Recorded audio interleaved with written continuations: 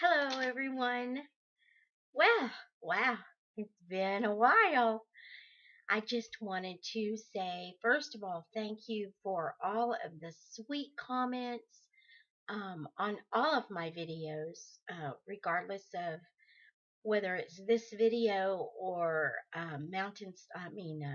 Hind's Feet on High Places, or a lot of students are reading the Bronze Bow, and which is so sweet. I want to say thank you especially to all of the school teachers out there who are doing such an amazing job helping their students and finding ways for them to be successful.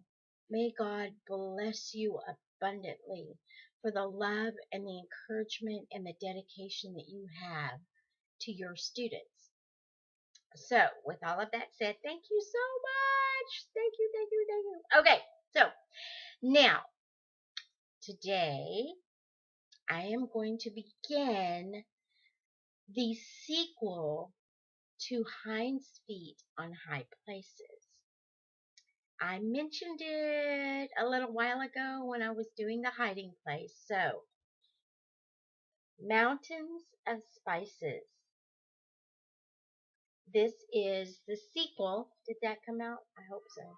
Whoops. It's hard for me to see, but anyway, I will put a copy of the cover of the book. This again is the allegory, and it's the next step in the spiritual life of Much Afraid, who now has a new name, Grace and Glory. So today I will simply read the preface to the allegory, which is the author's notes, why she wrote this, that kind of thing. And then I will begin the first chapter hopefully in the next week. Okay? So here we go. Oh, itchy nose today. Allergies here in Tennessee. Alright, so this is Mountains of Spices by Hannah Hurnard. It is an allegory about human weaknesses and strengths, comparing the spices in the Song of Solomon to the fruits of the Spirit. So, my Lord and King, said Grace and Glory, what is true love? How can it be recognized? I am love, said the King very clearly. If you want to see the pattern of true love, look at me, for I am the expression of the law of love on which the universe is founded.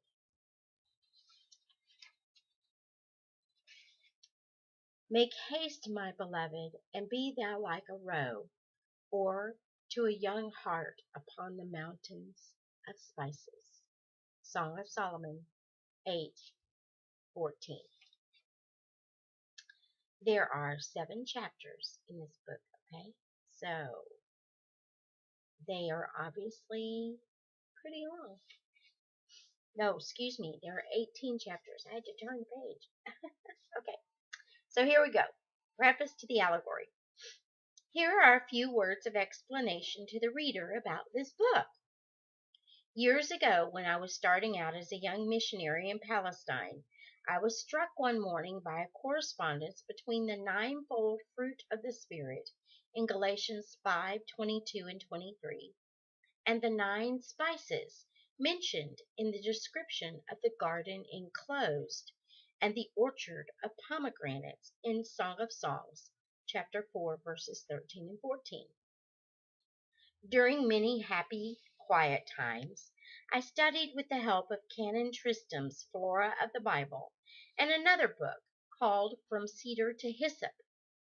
All the details I could discover about the trees and plants listed in these verses, and the lessons to be learned by comparing them with the fruit of the Spirit. When, years later, therefore, I came to write this sequel to Hind's Feet on High Places, the lessons of those dear, earlier quiet times returned to my memory. As, however, the spice trees growing on the high places of this book are allegorical and not literal, I have not hesitated to adapt, and in some instances to alter slightly, some of the details concerning the actual spices named. The descriptions, therefore, of the heavenly spices on the high places must not be taken as strictly accurate. I have allowed myself a little artistic license. The characters in this story are, of course, personifications of the unhappy and tormenting attitudes of mind, heart, and temper, whose names they bear. In Hind's Feet on High Places, they were the enemies of Much Afraid, who sought to hinder her journey to the high places.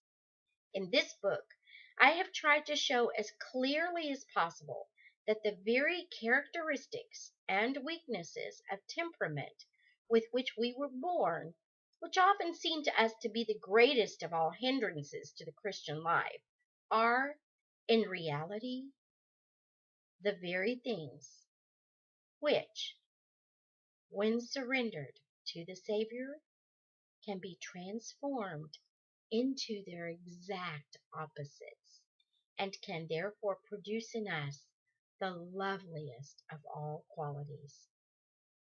I have described the transformation of the deformities of character which have been the greatest problems in my own life, about which, therefore, I can speak with the most authority. I was born with a fearful nature, a real slave of the fearing clan. But I have since made the glorious discovery that no one has such a perfect opportunity to practice and develop faith as do those who must learn constantly to turn fear into faith. One must either succumb to the fearing nature altogether and become a craven coward for the rest of one's life, or by yielding that fearful nature wholly to the Lord and using each temptation to fear as an opportunity to practice faith, be made at last into a radiant, fearless witness to his love and power. There is no middle course.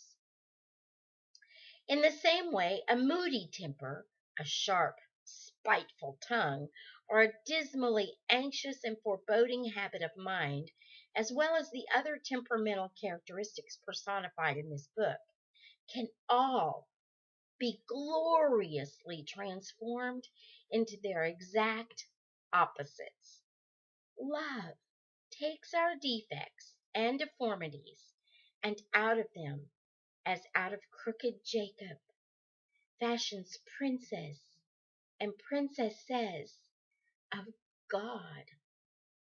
It must not be supposed that in the conversations between the shepherd king and Grace and Glory up on the mountains of spices that I am putting words into the Savior's mouth, which he never spoke, and claiming for them the authority of inspired truth.